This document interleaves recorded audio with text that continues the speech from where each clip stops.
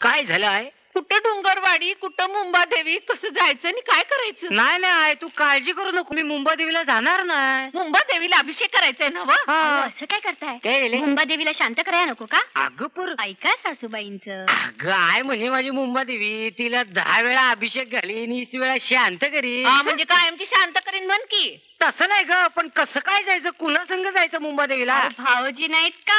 अरे तुझ्या होय ग बया, आपले चंदे आहे की. त्याच्या गळ्यात दोघांचं लोडणं बांधते आणि मोकळी होते मी. येऊ दे मुडद्याला. मुर्दा येऊन कसं चालेल, जित्ता आला हे पोप्या. 100 वर्ष जगशील मुडद्या.